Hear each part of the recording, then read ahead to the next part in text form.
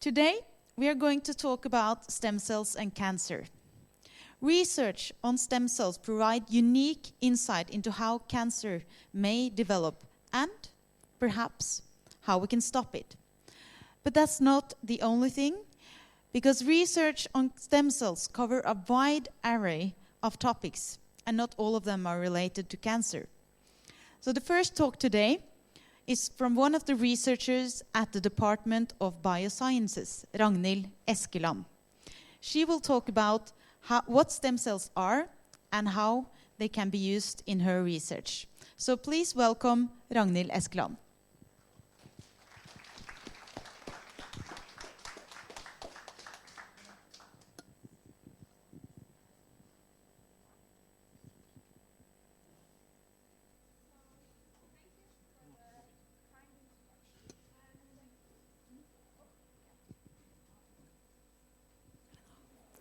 Thank you for the kind introduction, and thank you for the invitation to give a talk here at Realfagsbiblioteket, and thank you to Life Science University of Oslo for allowing me to present stem cells, endless possibilities. Stem cells have a great potential. Conrad Waddington in 1957 presented the epigenetic landscape, where he visualized stem cells as marbles that can roll down a landscape and become differentiated cells. Today we know that there are epigenetic switches that regulate stem cell potential. All cells in our body have the same DNA, and it's epigenetic switches that regulates how embryonic stem cells differentiate during development and to all development to all cell types. Stem cells can replicate themselves, or they can become a number of different cell types. There are three main stem cell types, and this is embryonic stem cells, which have the potential to reconstitute all cells in our body, specialized stem cells, like for example hematopoietic stem cells, that can make up all cell types in the blood, and tumor stem cells that can reconstitute tumors or be involved in metastasis.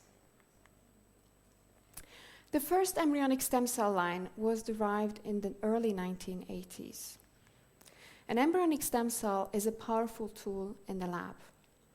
They are derived from the inner cell mass of the blastocyst stage and can divide indefinitely in tissue culture if we provide them with the right media conditions.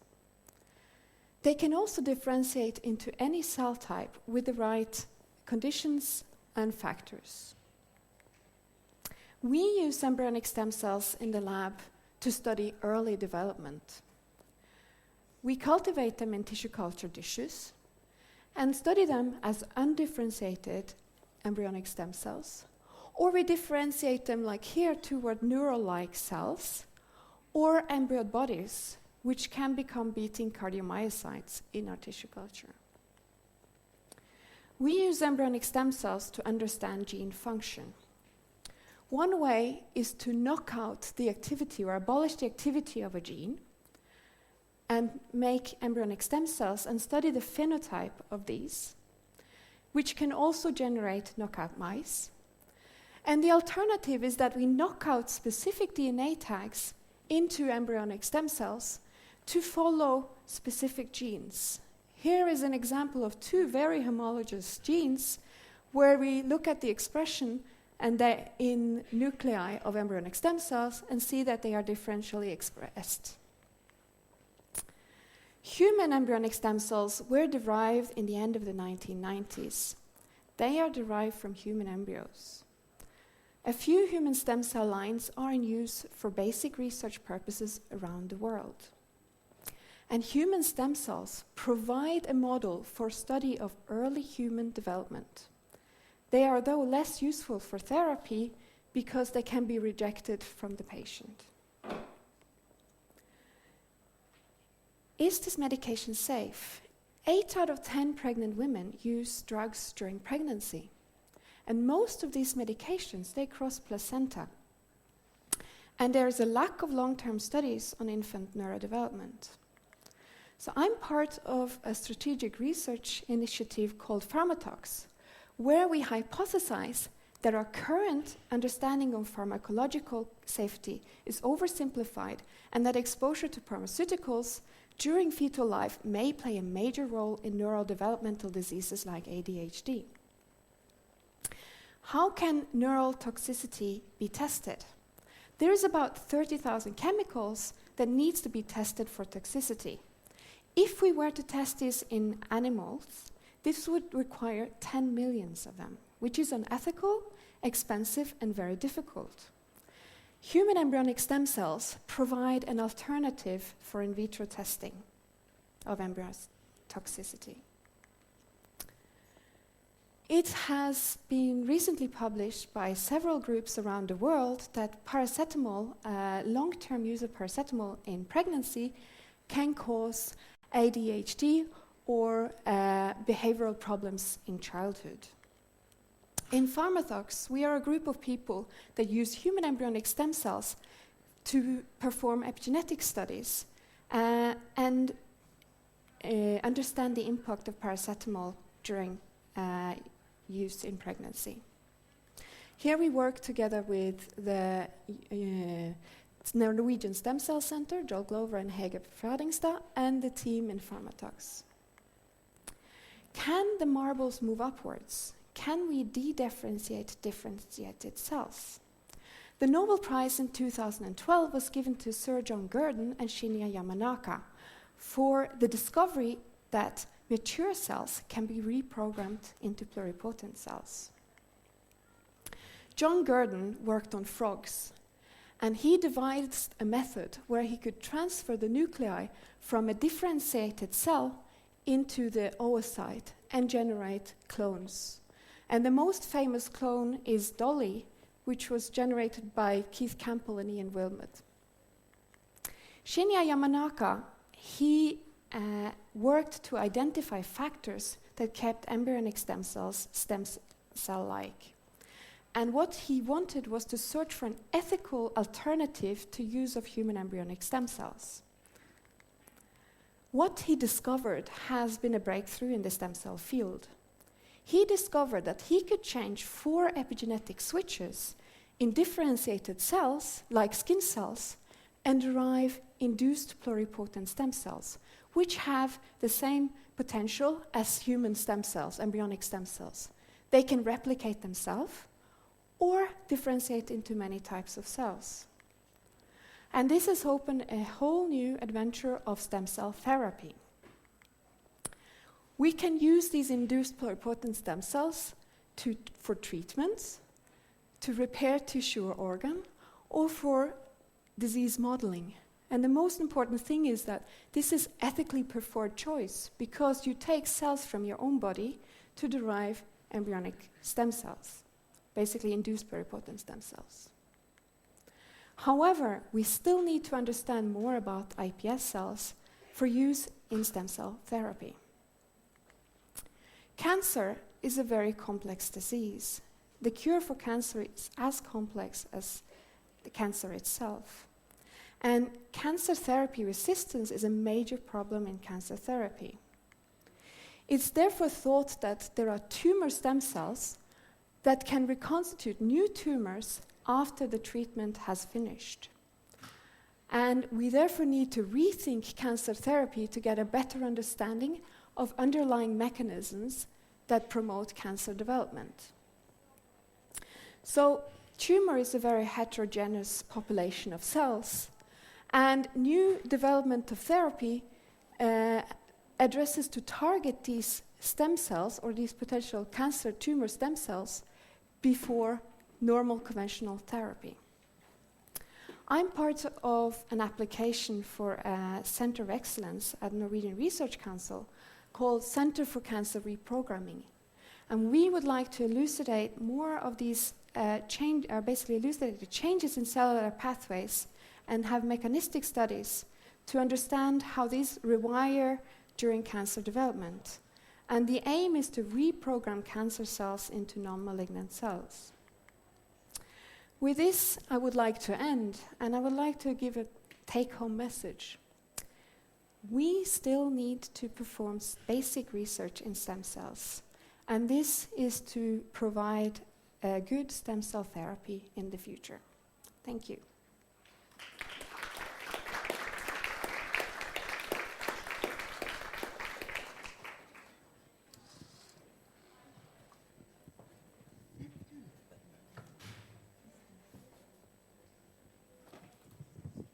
So thank you very much for this lecture. I have one short question. With the 3D printing of tissues and organs, how are stem cells used in such tissue engineering?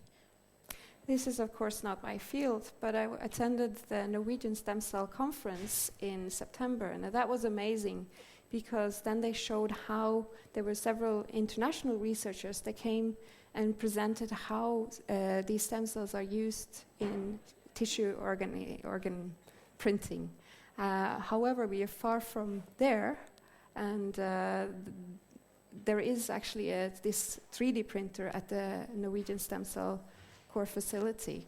So I have not done anything with that. But do you think that one day in the future it would be possible for me, let's say when I'm an 80-year-old, would it be possible for me to take a cell from my skin and then grow it into a new heart, and then I can live on forever?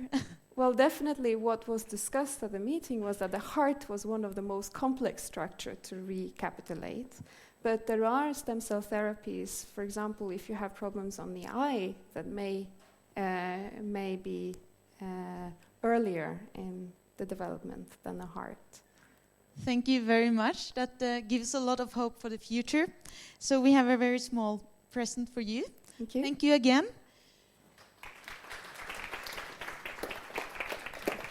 So we saw that stem cells are the first versions of ourselves, and it can be used to solve medical issues, such as testing the effect of new drugs. And just as stem cells, cancer cells can divide forever and ever. And one of the sources for cancer is actually the very, very complex pattern of cell division. Thomas Küntziger from the Department of Oral Biology will give the next talk, Understanding the Chromosome Dance. So please give a big applause to Thomas.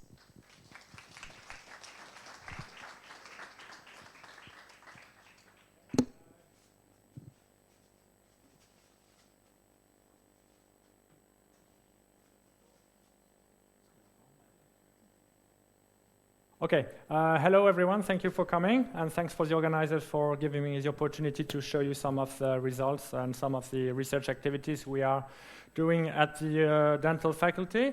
So the title of this talk is called Understanding the Chromosome Dance.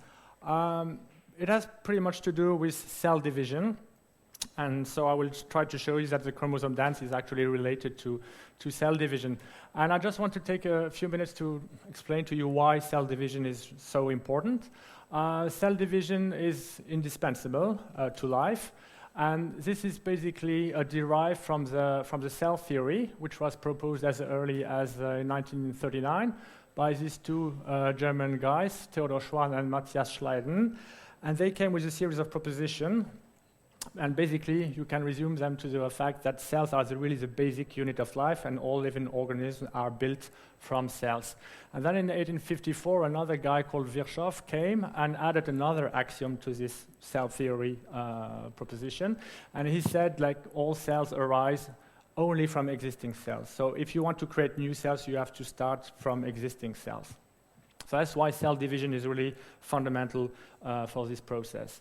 So it's important in growth. When a child is developing to an adult, there is a lot of cell division going on, but it's also important in renewal.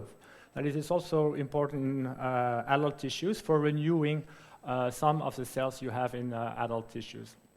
And of course, another fundamental aspect, another important aspect of this process, cell division, is that loss of control in cell division can lead to cancer, because cancer and tumor cells are characterized by an abnormal rate, an increased rate of cell division. So this also shows that for an organism or a human being to function properly, cell division has to be tightly controlled. You have to put in mechanisms which make sure that cell is dividing in a normal, regulated manner. And when a cell is going to undergo cell division, when a cell has taken the decision to divide, it has to make sure that the genetic material it contains will be split in an absolutely equal manner between the two daughter cells, the two resulting cells, in the general situation. So the genetic material, which is shown here on this picture, it consists of chromosomes, which can be seen individually in the cells.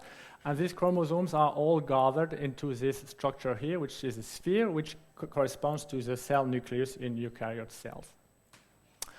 And in human cells, you have 20 pairs of autosomal chromosomes plus 1 pair of sex chromosomes. So the total is 23 pairs of chromosomes. And these 23 pairs of chromosomes can be seen easily if you arrange them on this nice map, which is called a karyotype. You can see all 23 pairs of chromosomes. And we have 2 X chromosomes here, 2 X sex chromosomes. So we are looking at the karyotype of a female. So the cell has to make sure that it will split its information material, its DNA, in an equal, absolutely equal manner between the two daughter cells. But it has to do other things in addition to prepare the cell division process. So the cell division process is actually taking place during a stage in the life or the cell cycle of the cell, which is called the M phase or mitosis phase. But in order to get there, in order to be able to separate itself and split its genetic material in an equal manner, the cell has to prepare itself, so it has to undergo a couple of important processes to make sure that this separation will happen in an equal manner. And one important set of preparations take place during this phase here, which is called the S phase or synthesis phase.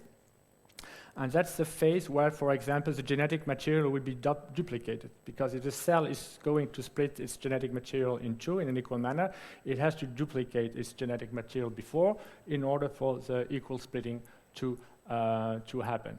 And then later on, there are another set of reactions that take place, which are preparing the material which the cell is going to use in order to separate the chromosomes, the genetic material, in an equal manner. So you have this structure here, which is symbolized or which is shown by these green and red figures, which corresponds to the mitotic spindle. It's called the mitotic spindle, and it basically consists of tracks and cables which will perform the mechanical work, the pulling of the chromosomes between the two poles of the cells, which will then become the two daughter cells. So I wanted to show you a movie of what it looks like in real life, or at least under a microscope.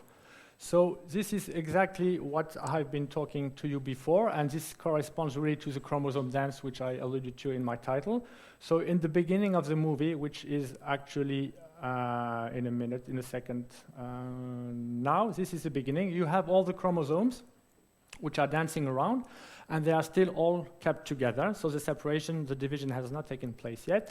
And then there is a signal which comes after some dancing. There is a signal that comes and which makes the chromosomes separate from each other and go to both extremities of the cell to be the genetic material of the two resulting daughter cells. So here you had the splitting, and now you have the two daughter cells.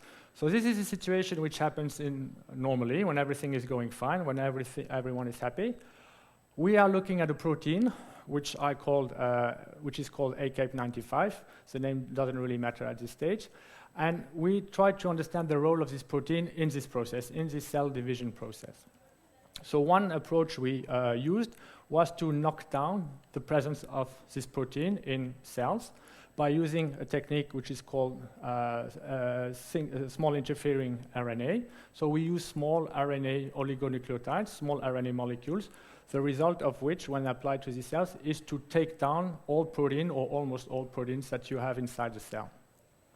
And what we did is to film the cells, the same cells.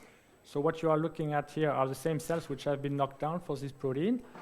And hopefully, you will see that early on you can observe some differences. I will try to stop the film So of course this is too bright, or this is not bright enough. But what you are able to see is that you have some chromosomes, some DNA material, which is lying here, which is not keeping hold or keeping track with the rest of the genetic material. So there is some lagging chromosomes. There are some lagging chromosomes which are in a way staying behind and not able to catch with the rest of the bunch of chromosomes here and here. And if you look at what's going on a bit later, these chromosomes, or some of them, actually are not catching up at all, and they stay separated from the main mass of chromosomes in this daughter cell at least.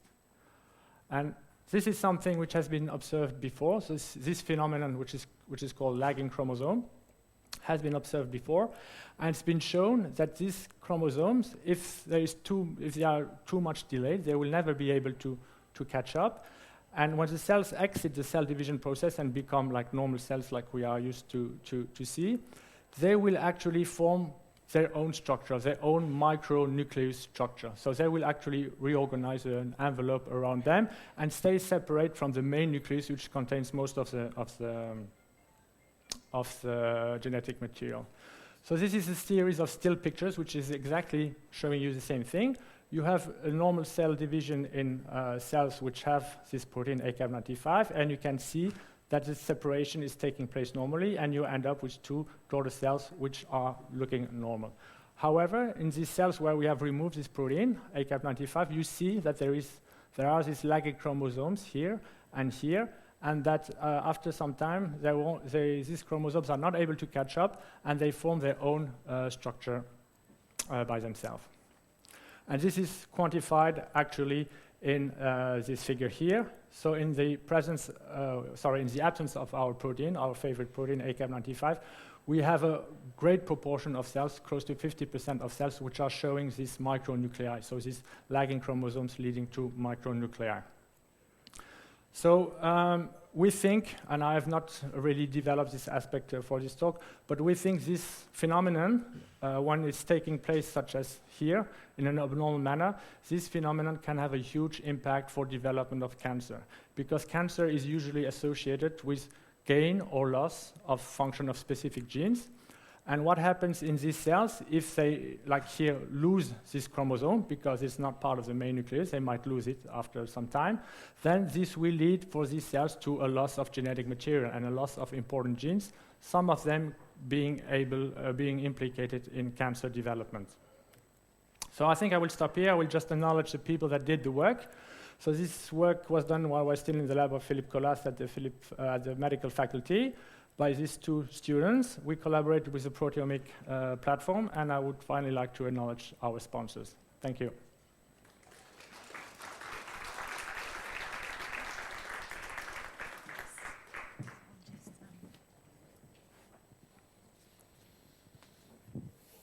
So thank you very much, Thomas. That was an interesting lecture. Thank you. I have a short question for you. You said that the chromosome dance can or may lead to cancer, but are there other diseases that are affected by this chromosome dance? Yes, so at least if you look at what's happening during early development, gain or loss of whole chromosomes is typically what you see in diseases such as trisomy, so Down syndrome. So Down syndrome is really explained by a gain of a whole chromosome, which is chromosome 21, which leads to a series of problems in the child. So it has also an impact during early development and can lead to different types of diseases. But that are the diseases. Are there also possible positive changes? Yeah, I think it's a very interesting question. If you imagine that at this scale we're looking at gain or loss of whole chromosomes, and these chromosomes, they contain like thousands of genes. So you might have some gain, you might have some advantage of maybe losing or gaining chromosomes, but you will have also so many disadvantages from losing or gaining important genes that I don't think you will see a positive effect, because we need all our chromosomes basically, so and also in a regulated quantity. Well, it's interesting to think of anyway. So thank you very much. Thank you. For an interesting lecture. So here's a small gift. Thank you very much. As an appreciation. Thank you. So we saw that a lot of things can go wrong with these complex processes that take place inside the cell. And the earlier we detect a mistake, the easier it is to do something about it. And one of the researchers who really specializes in detection is Steven Wilson. He's a researcher at the Department of Chemistry, so please give a big applause to Steven.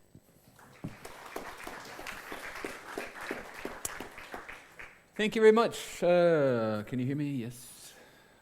I'm growing a beard, so I'm afraid that you only hear my beard because it's in the way of the microphone. But I think it went okay.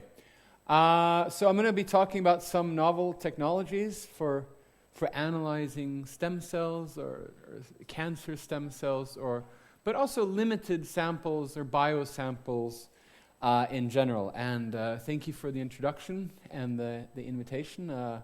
And all the work that we're doing, that I'm showing here, is from the Department of Chemistry, where I have my group. So one of the reasons I was invited here was from my previous experience in a former SFI center, a center of innovation, which was called CAST, which was a center of cancer stem cell innovation.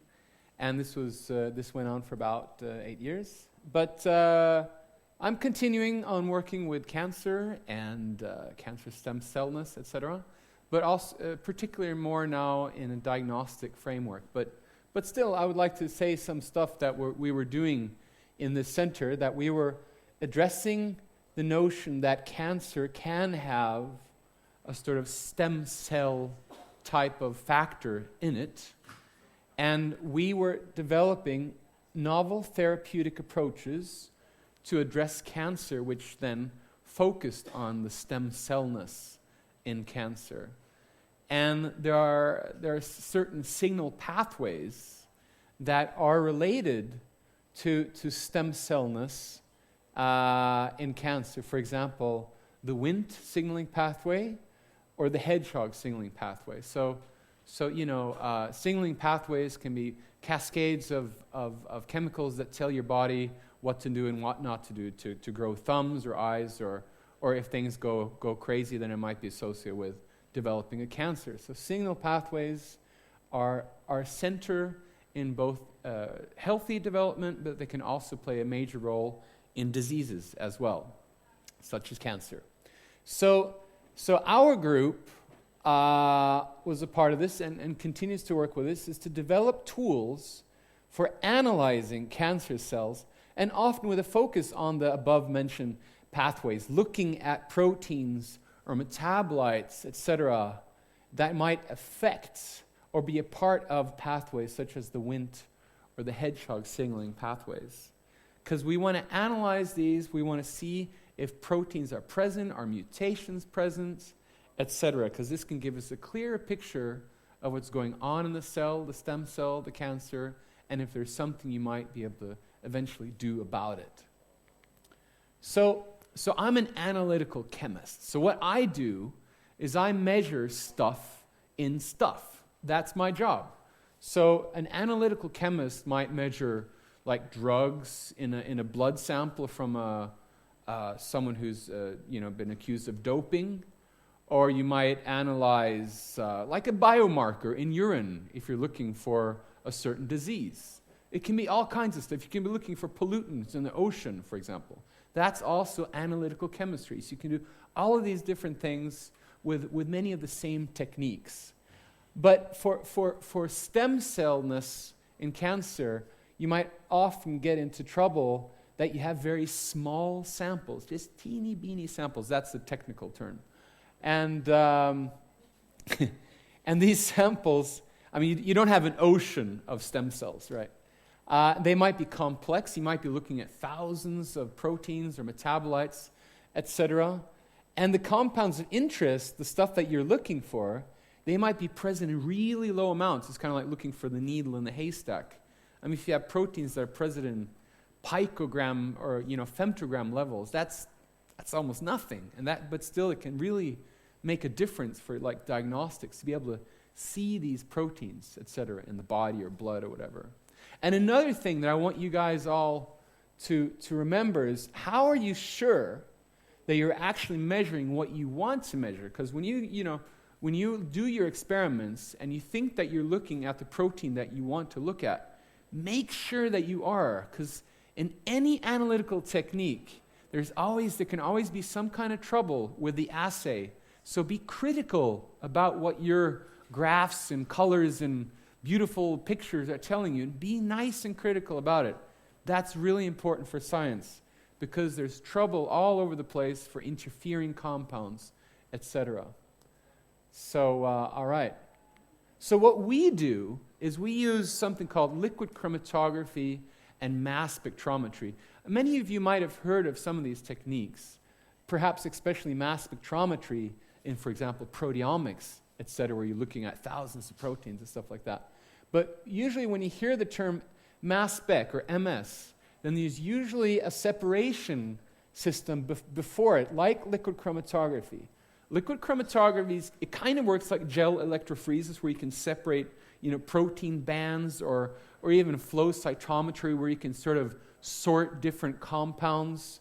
Well, that's kind of what the liquid chromatography equipment does. So if you have like a blood mixture with, protein A, B, and C, then you put it into the LC system, and it sorts out the proteins from each other.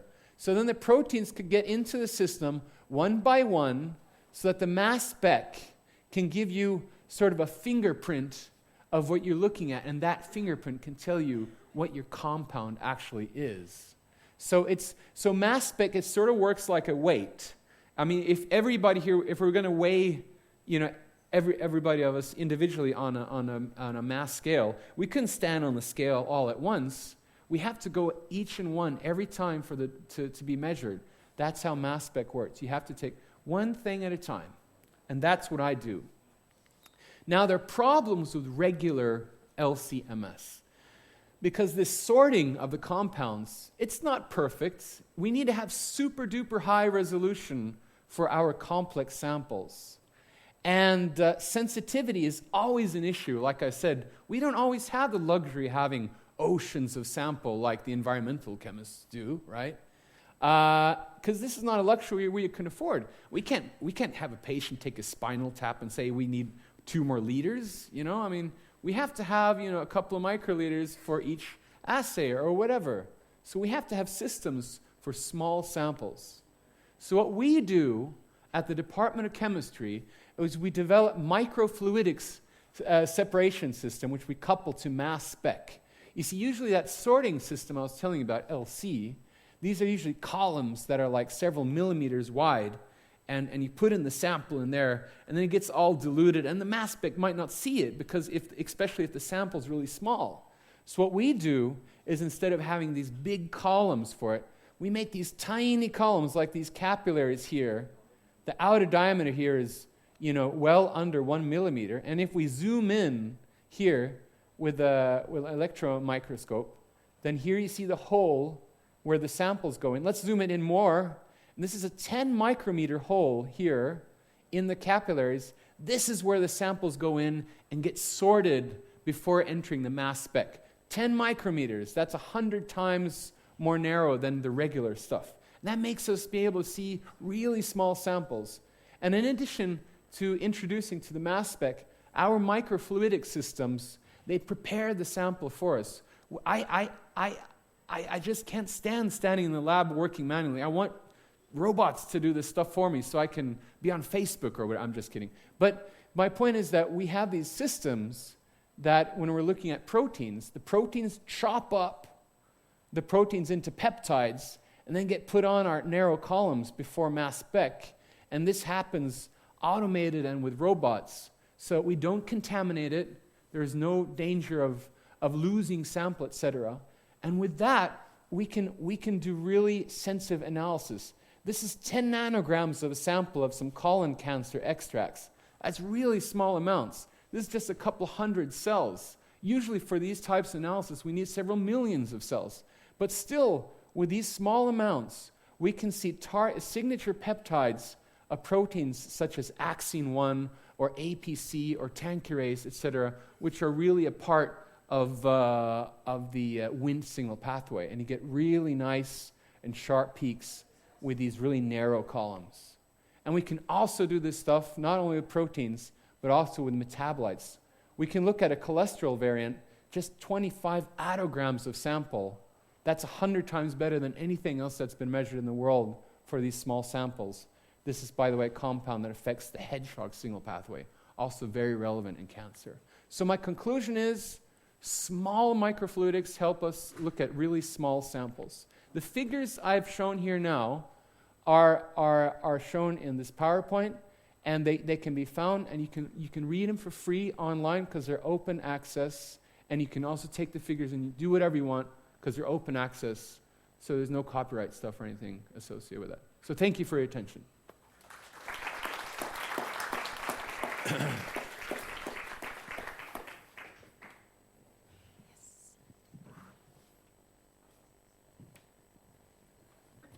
So thank you very much, Steven, for your presentation. I have a question for you. It said that sharks can smell blood kilometers away. And I wonder, it must have a very sensitive nose, obviously, but how small amount is it possible to measure?